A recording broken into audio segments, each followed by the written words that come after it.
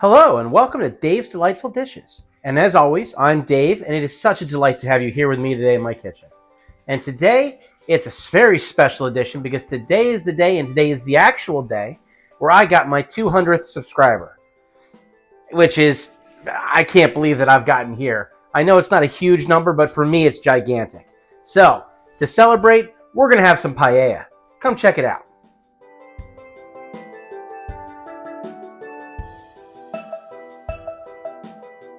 So I've been talking a bunch with a couple of my viewers about paella recently, mainly because one of the major flavors of it or spices of it is saffron, which is the king of spices. Also the king of spices. It is very expensive because it is such it is so hard to produce. Saffron is like the little thread in the middle of a crocus flower that grows in like Iran, Afghanistan, and up a lot of places, but mostly places that we don't have that aren't easy to get to. So by the time it gets to market, it is super labor intensive, and it's just kind of hard to come by. So it becomes very, very expensive. So you get these little vials of it, and it ends up being more expensive than gold by weight. But man, does it make good food! So to make paella, you're gonna have it's rice, spices, meat and seafood, basically, when it comes down to it, and chorizo sausage. So we're going to start off, and we're gonna use chicken as our main protein, and we have to make a marinade for that first. So that's what we're going to do right here. I'm going to take these ingredients,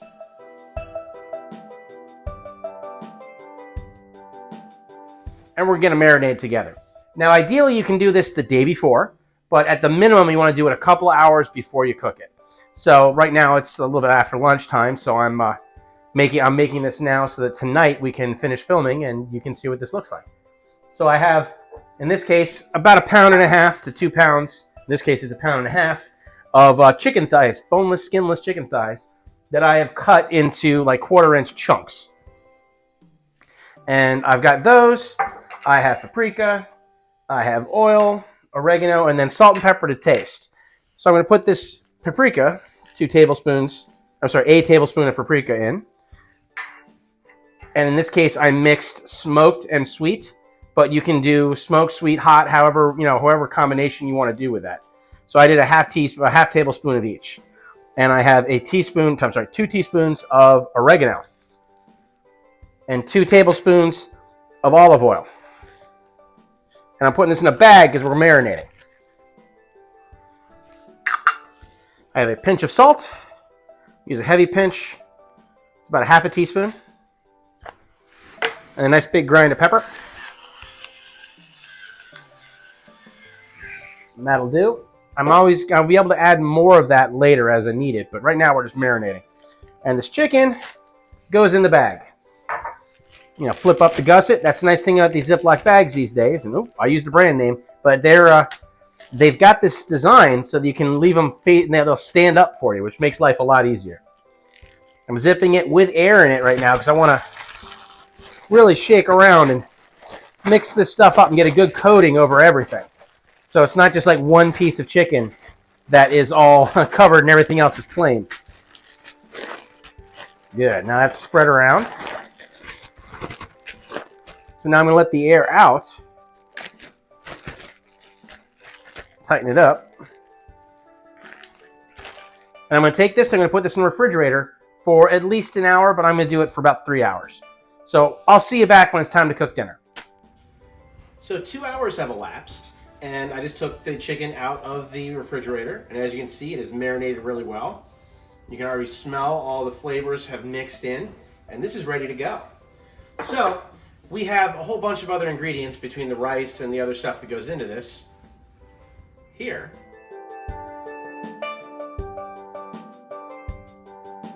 And we're going to start combining them. This is completely a cooktop recipe, so let's head on over. All right, so I've got a high-sided pan here that has a lid, and we're going to start off by making the rice. And to do that, I've got this pan heating up, and I have 2 tablespoons of olive oil. And to that, I'm going to add about 4 cloves of minced garlic. 3 or 4. If you got big ones, then maybe fewer, but you know, just keep on cutting until you have a nice amount. See, it's fill one of these little ramekins. And I have a teaspoon of red pepper flake. So when you get this, and just get this browning real quick. And once it's sizzling, I've got to add in 2 cups of short grain rice. In this case, I've got arborio. I want to stir this until all the rice has been coated, and maybe it gets a little bit of brown to it. Just a little toasting, not much. You know, a minute, maybe 2 at the most. But I think it's going to be about a minute.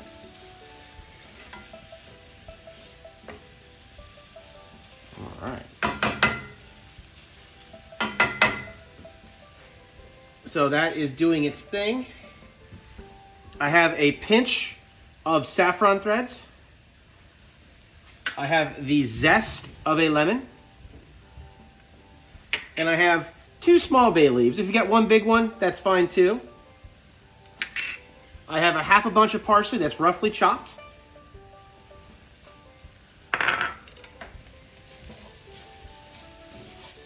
Combine all that, and I'm adding in a quart of chicken stock.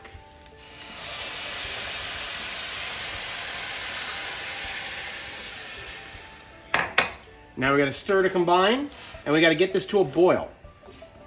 Once it's boiling, we're going to cover it up and simmer it for 20 minutes. And as always, watching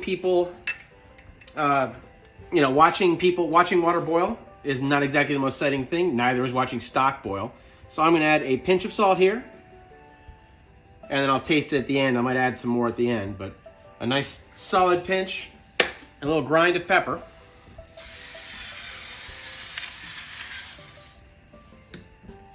And then I will get back to you when this is at a boil.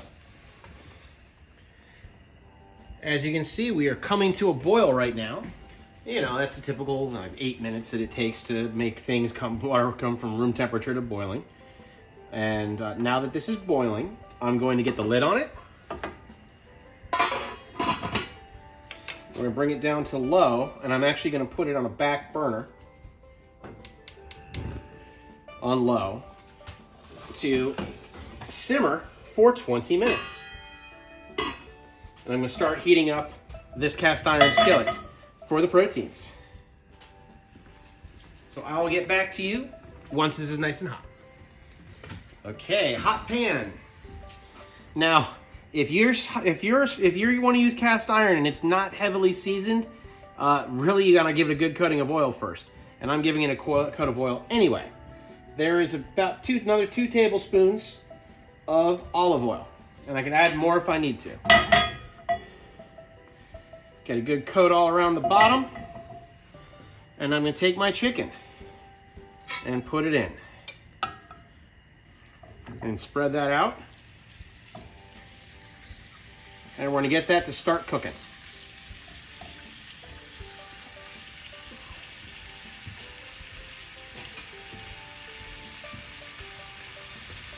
We're going to cook this for about 4 minutes until it browns. Just kind of move it around.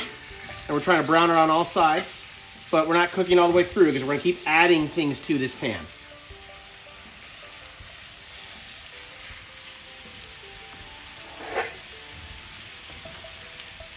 All right, it's been about 4 minutes. So I'm going to add in a chopped Spanish onion. Pretty good size one. And we're going to mix that in and get all that cooking too.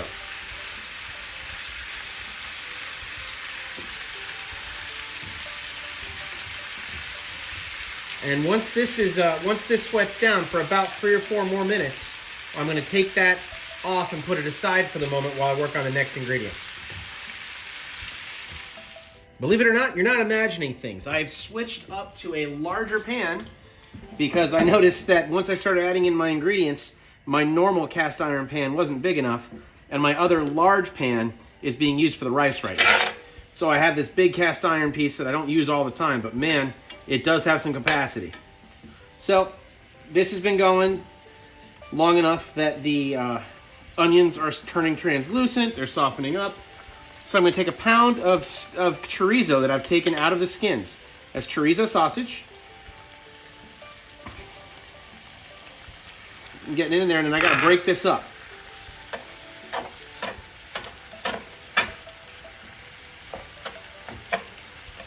And as we're cooking, we're going to mix this so that it's not just one big mass.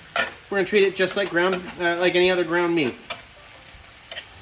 And I'm also going to add in one bell pepper. In this case, I took a bunch of the smaller multicolored ones because color is excellent for this dish. We've got saffron, we've got paprika. So I picked 3 different colors of red peppers, red bell peppers, to make it more interesting.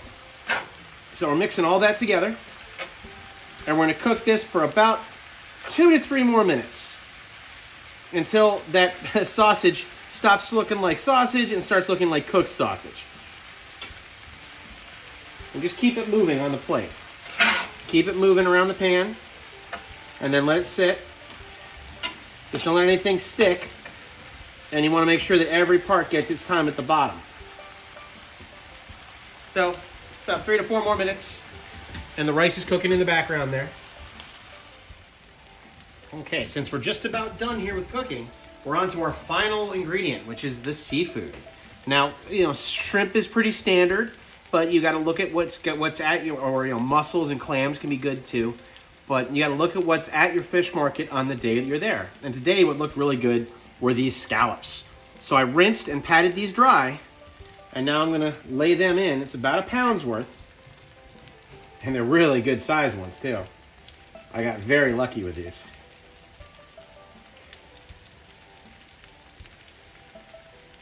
And we're just going to nest these down in here.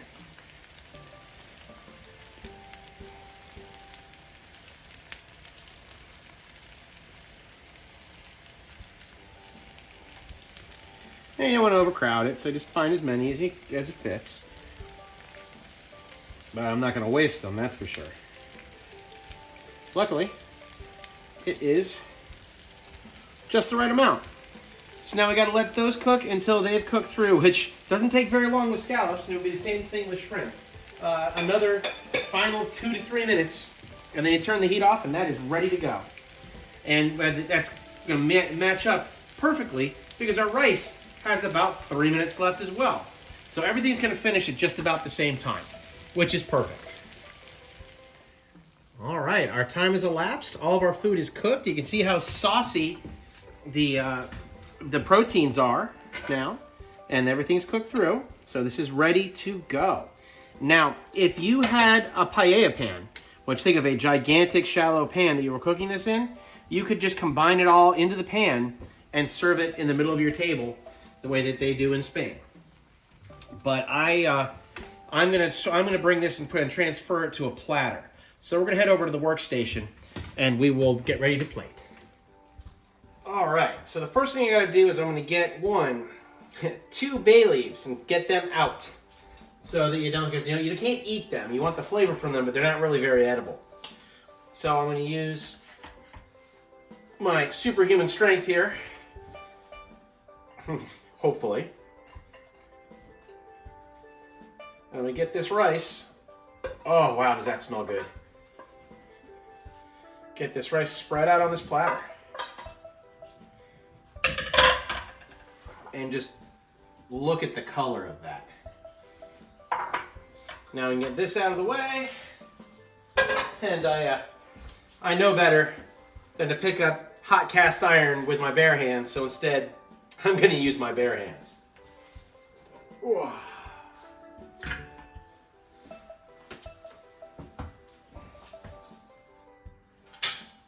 And a nice big spoon. And we're just going to start spreading all this goodness out on this platter. And I was worried that I didn't have that this platter was going to be too big. And actually, I think I'd want one that's twice this size. So think about the one you would have for a roast. Will be an excellent choice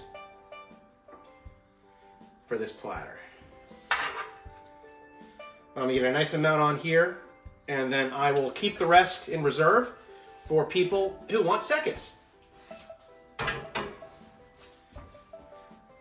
And then I need to add one final little garnish here. A little parsley on top. And I'm going to put some lemon wedges around for people to grab.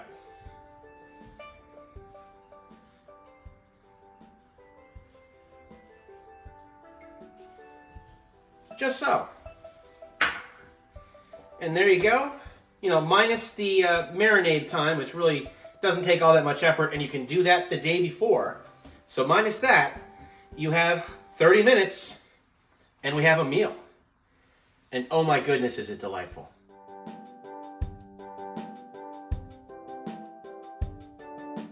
So this really was not that difficult. I mean, there's a bunch of little steps, but they're all steps that make sense. And you're only using 2 pans for the entire deal. And if you have the right type of pan, it can come together as 1 pan.